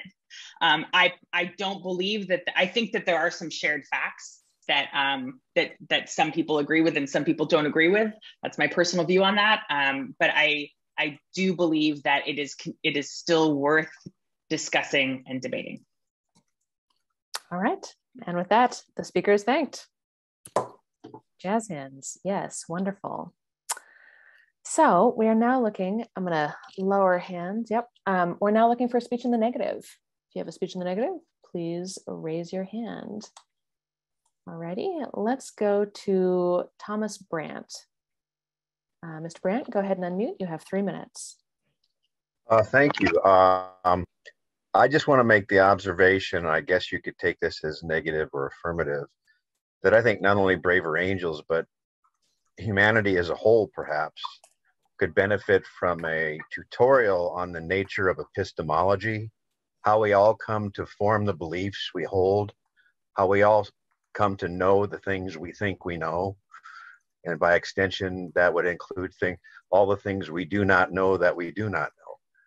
And I think all these debates, maybe a standing tutorial that covers the waterfront from the ancients to modern information and disinformation theory, the fire hose of falsehoods propaganda technique, for example, how social media uses its algorithms to silo all of us and feed us information that gets the biggest reaction.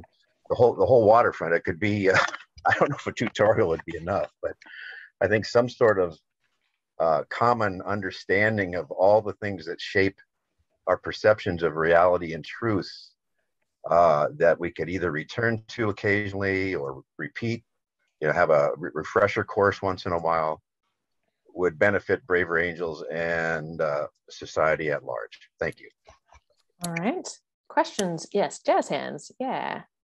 And then questions for our speaker. I see several hands. Let's start with Alex W. Go ahead and unmute and ask your question to me. Thank you, Madam Chair. I definitely am in favor of better epistemological skills. I'm wondering if it might be more effective before the epistemology part to start out with people reflecting on their values, because all of these things that we call facts seem to be predictions, hypotheses, gambles, and different people may not take the same gamble depending on what they feel they have to lose, even if everyone thinks their own choice is the obvious one. So would it be more effective to start before the epistemology with reflecting on what we feel we have to lose and how we feel we need to respond to different situations, different obstacles? Okay. Go ahead. Would you like me to respond? Yes, please. I would say, yeah, where the technical line would be between values and epistemology probably doesn't matter that much. They obviously overlap or are part of one another. So that's one of the many things that affect how we all perceive truth, how we all perceive reality. Innate values we may not even be aware we hold from the way we're raised, of nature versus nurture, who knows what affects what. And I'm not saying there'd be some final resolution to this, but it might lead to more widespread self-doubt, which is meant to be a positive thing, not a negative thing, to question our certainties. Radical self-doubt, I think, is a healthy thing for individuals and societies, particularly if we want to try to claim we still are capable of self-governing ourselves, which I hate to say it, but no matter how cynical I get, it never seems enough to keep up, but I'm still trying to not throw in the towel yet. So. Okay. Sure. Yes, jazz hands for not throwing in the towel. We can make it, you guys. I think so anyway. These debates certainly give me hope on that. And for a final question, we'll go to Mr. Jackson. Artist, go ahead. I didn't have a question. It was just a speech. Oh, sorry. All righty. Yeah, no problem. Then we will go to Ms. Hollister. Go ahead and unmute. Ask your question to me.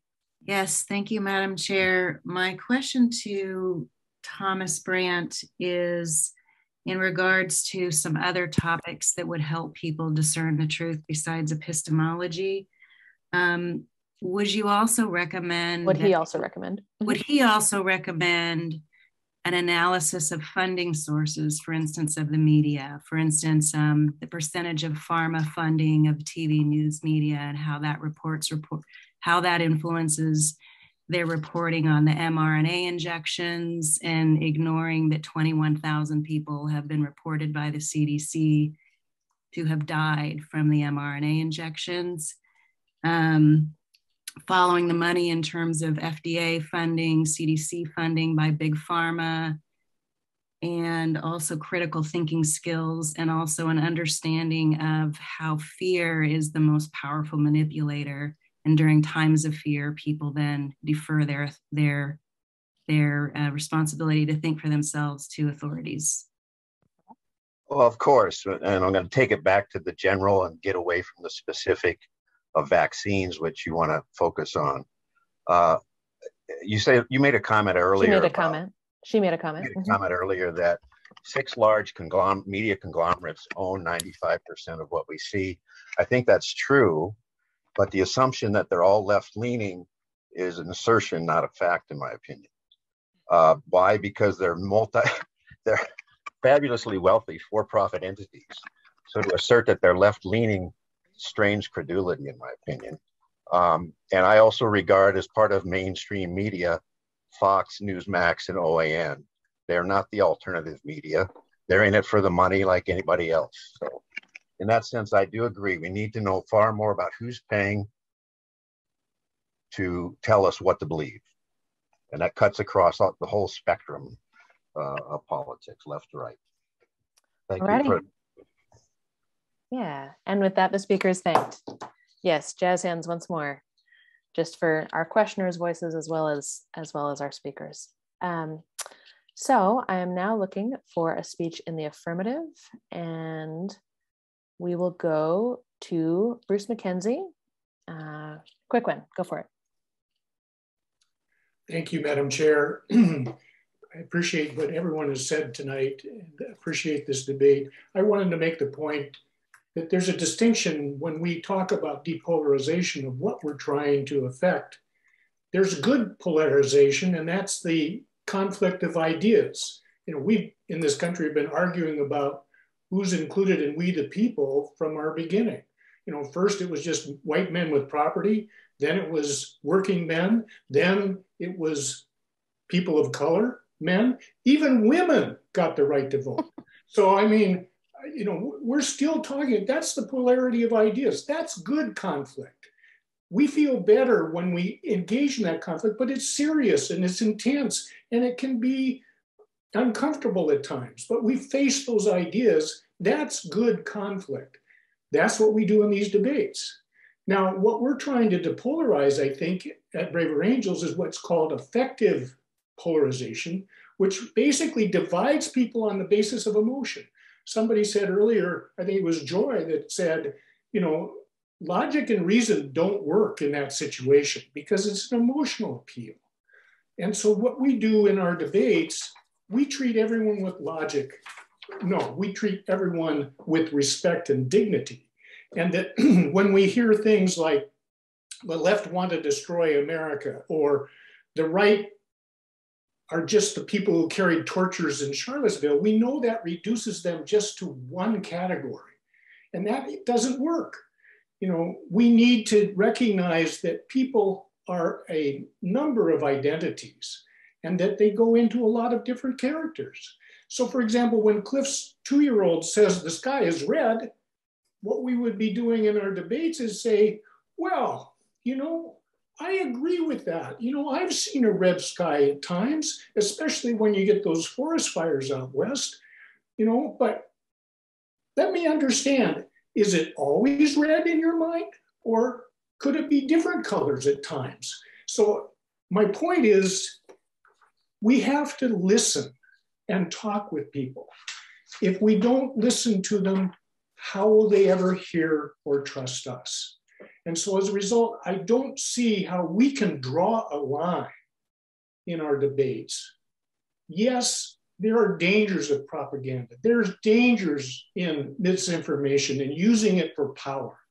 But when we sit and really listen to people and hear what they're saying, so for example, when they say they loathe America, the left loathes America, the reality is there's a kernel of truth. There are some progressives out there that make some statements that make me uncomfortable. Likewise, the right is all the portraits at Charlottesville. Yeah, there's some that were, but it's not all of them. And in our debates, because we encourage personal stories and experiences, we get to see the humanity of the other side. The real danger to me is the dehumanization that goes on with effective polarization. That's what Braver Angels is trying to eliminate. And we do that in our debates. After every one of them, when we ask what they enjoyed, what they learned, invariably, there is a great relief because we are a debating nation. We're an argumentative nation. We love to do this, but the reality is we love to do it over ideas, not dehumanizing the other person. Thank you. All righty, with jazz hands for our speaker. Yep. We're going to take one question because we are real close on time here. and it will be from Joanna Reuter. Thank you. Thank you for all of this evening. I wanted to ask Bruce if you have seen.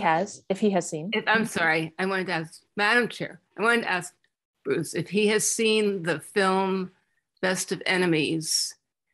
And if not, I'd recommend to everyone, where there's a KKK leader and a Black woman and the man who comes to do these talks, like not talking at them, but having them talk, the community. And I think Brave Angels is doing some of that work, but I'm just wondering, has he ever seen that film? Already? No, I have not seen that film, but thank you for the recommendation. I have listened to Daryl Davis, the Klan Whisperer, which is a perfect example of, if we can't talk to them, how will they ever see another path? And Daryl Davis says that beautifully. Right. There are other examples out there too, that if we are unwilling to listen, we will never be heard. I had an experience as a school board member with that. It's a long story and I won't give it here, but the bottom line was I learned very quickly, if I don't hear them, if I don't listen to them, they will never hear what I'm saying. All right, that the speaker is thanked. Yes, jazz hands for the question and the answer. Absolutely. So I'm now, I somehow got muted, sorry. I'm looking for speech in the negative. And let's see, Ben Smith. I know that you'd wanted to speak earlier. If you still want to, you are invited to. Hey, yeah, I'll say something brief. Okay, quick. Yep. Yeah, this was a very good debate. I learned a lot, and I'm somebody who has an unfortunate tendency of being a know-it-all sometimes. So I was glad to be here. My opinion on this has moved a lot recently. I would have been somebody who maybe came who was more against unlimited free speech. I think context matters in regards to having speech. I think a speech that I have one-on-one with a friend or in a small group that's not recorded is a different kind of conversation than if I was a media star with millions of followers. I think I would try to behave differently in those, or I would speak differently in those contexts. And I think I can talk about things in different ways. Two situations I'd like to just quick go through that I think were legitimate limits on free speech. One,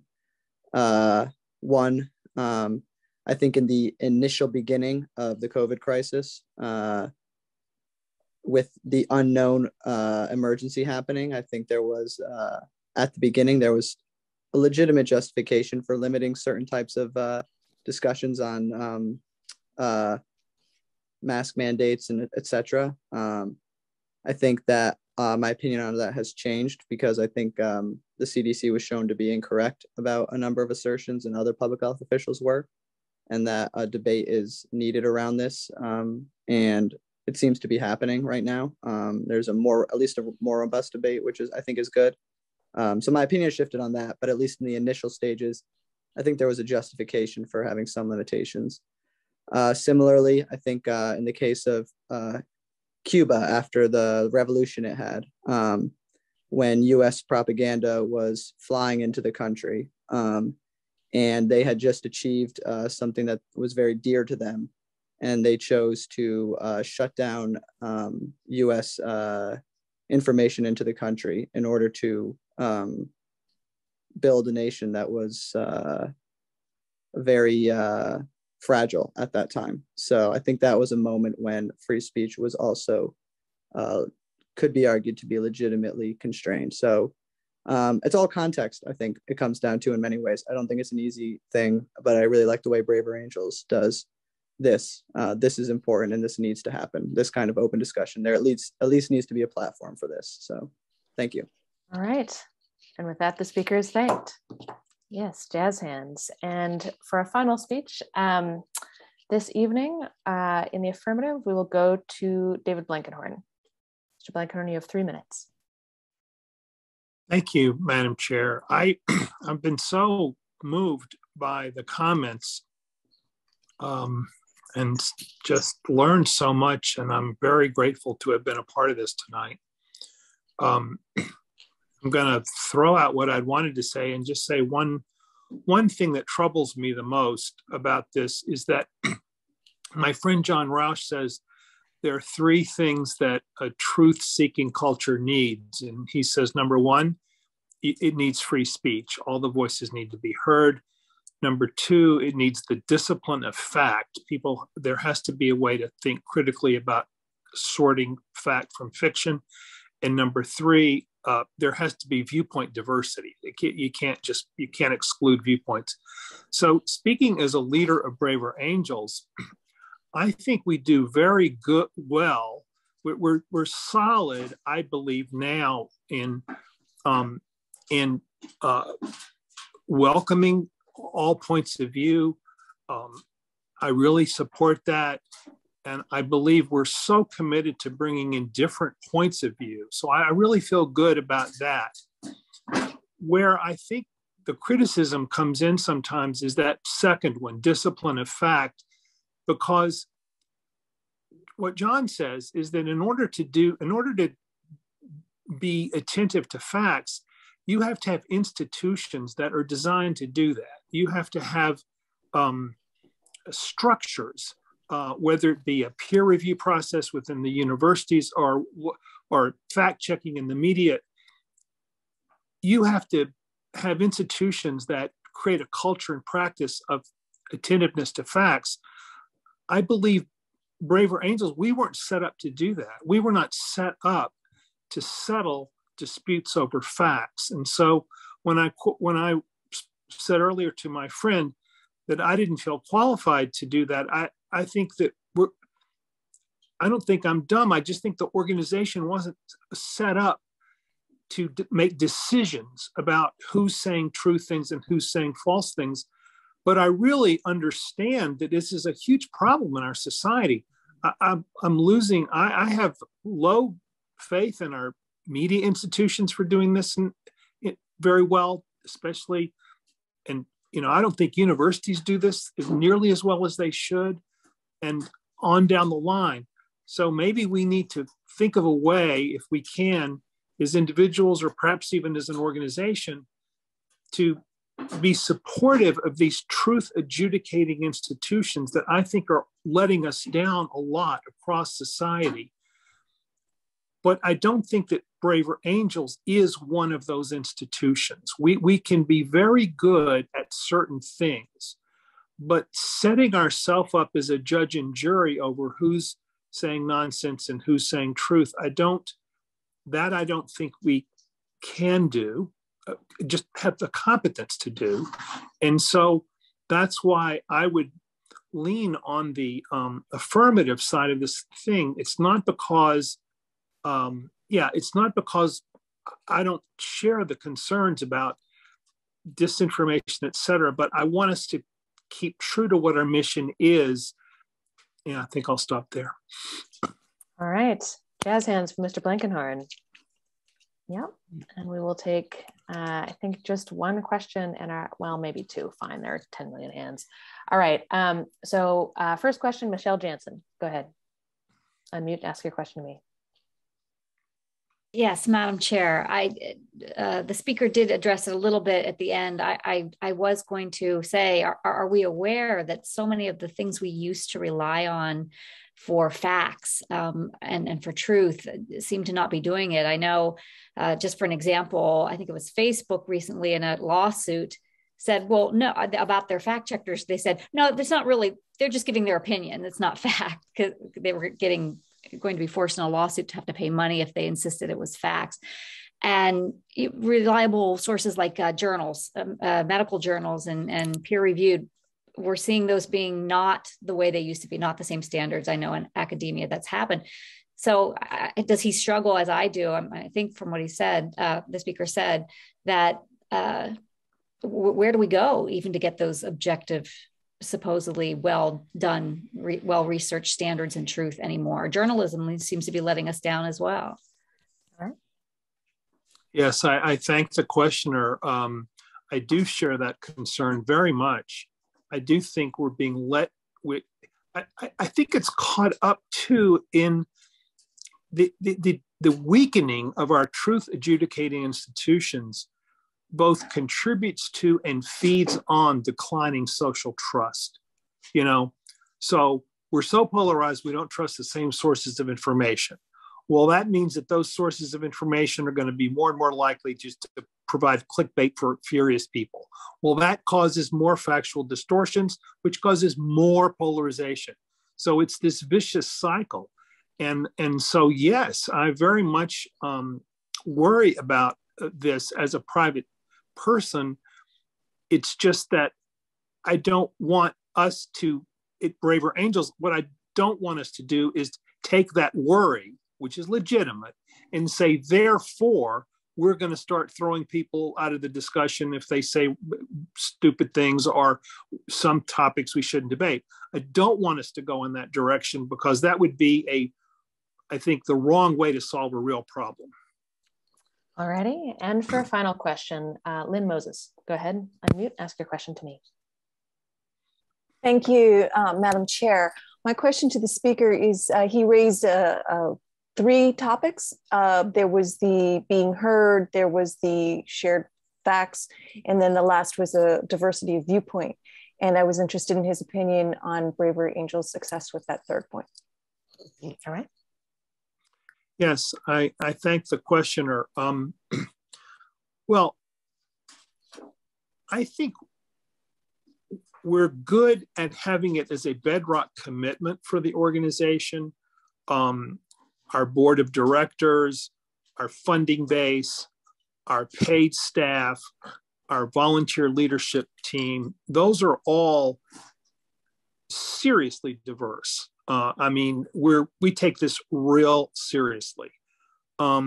Where we have not succeeded as well as we would have wanted was when our grassroots members who join, and I love every single member of Braver Angels, but we tilt very heavily toward more educated people and more politically left of center people. And we haven't done the job that we need to do at having the right of center, working class, blue collar, lower income. We don't reflect America in that way. So in that way, I think we have failed. We are failing, or we're not doing nearly as good as we want to do. We're not living up to our own standards. So yeah, so I think it's a mixed, yeah, that's my answer. All right, and with that, the speaker is thanked. Jazz hands once again for good questions and excellent answers. All right, everybody, I know we're a few minutes over time. Hang with me just for like 5 more minutes and we'll have you out of here to bed or dinner, depending which coast you're on or somewhere in between. Maybe an afternoon snack, if I don't know if that works for any of your time zones, whatever. So I'm gonna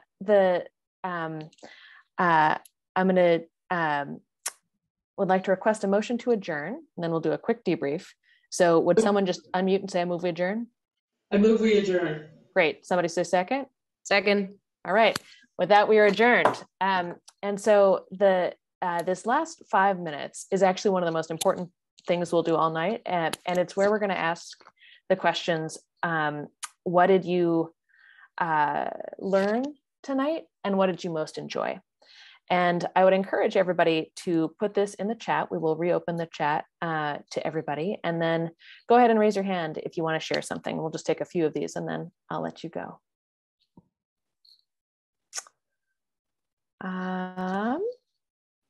Ms. Halpern, go ahead and unmute. What did you learn or what did you enjoy? Well, I enjoyed all the speakers, and it was a very vibrant topic, and I found myself kind of on both sides of the issue. But the 3 key words that struck me that were the most important are listen, stories, and trust. And if we if we have a forum where we can achieve those, then free and open debate can flourish. All right, great. Clyde with the hat. Go ahead and unmute. What did you learn? What did you enjoy? Thank you. I really liked the way it was moderated, the way that ad hominem attacks were shut down. Everything was kept about the subject, debating the subject and not about the people. So the way the debate was done, I thought was just fantastic. All right, great. Michael, looks like Oroville, I believe. Go ahead and unmute. What did you learn? What did you enjoy? I am impressed. Again, one thing I was really encouraged about was the recognition that lower educated blue collar workers aren't being properly represented. And all I can say is I firmly believe that if we restrict conversation within our guidelines, we lose our credibility. And freedom of speech right now and trust is really important. Thank you again for Braver Angels. All right, great. Ms. MacArthur, go ahead. Well, I was the one who brought up the question initially about hate speech and all. And I think I am beginning to kind of more agree with the affirmative position here, and that I suppose that we need to know how people feel this way. So I think somebody made the comment that if you don't let people speak, they will find their own groups and they'll just stick with each other, and then it just grows. And I think that I've come to the conclusion that that's probably not what we want to do. So yeah, I think I agree with the affirmative now, where I was a little questioning of it at the beginning of this discussion. All right, we love it when people will share that they've changed their minds. So thank you.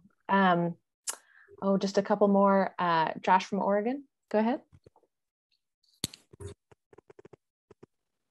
Hi, I just wanted to thank you guys for tackling this subject head on. I think it's sort of the substructure of a lot of the very beneficial and good intentioned groups that come together to do this work. And I appreciate that you address it head on. Thank you. Thank you. Yes. And Monica, take us home. Yeah, it never fails. I'll say what I enjoy first. I mean, the toughest topics, I come in here and I'm like, we'll see, we'll see how this goes. and every time I am just floored by the wisdom that people bring. Total strangers to me, most of you. And I'm so illuminated, and I take so much away. And one of the things that kept coming up for me that I learned was context, responsible context. And I have to say, I'm thinking about the pandemic. I'm thinking about how many more reds are moving to red zip codes, and how many more blues are moving to blue zip codes, and how many fewer opportunities for conversation across difference we are allowing ourselves in our daily lives. And that makes me think that this forum right here, that can be respectful, that is structured, and that allows us to share our beliefs freely and fully, is just absolutely critical. So yeah, thank you all for being here. Alrighty, wonderful. Well, jazz hands one more time, just for everybody here. Wonderful job. I have to say, I was sharing with some of the other volunteers early on, just that I was a little more nervous about this one than about some of them, because it is so fundamental to what we're all here to do. And y'all this room rose to the challenge. And so everybody can go home proud tonight to be part of this and to have been part of this conversation. Couple housekeeping notes. If you're not a member, I know several folks said they were new. We are just thrilled that you're here. We'd love to invite you in further. If you go to our website, braverangels.org, you can join as a member and be part of this more often. And there's a link in the chat, and we'll send this to you also. Our next debate is, again, because we like hard issues, I believe it's Resolve the American Experiment is Failing. And so that'll be on March 19th at 2 p.m. And so we encourage you to sign up for that as well. We have an evaluation form. And finally, volunteer with us. I promise you it's fun. And you can email us at debatevolunteerteam@braverangels.org. Yes, I did just zoom through that because I know that we all need to go, but I really, really want to say one more time that everybody who was part of this can be proud tonight. This was something good for us. It was certainly good for me, and I think it was good for the world that we're all trying to serve here. So thank you so much, everyone. Good night.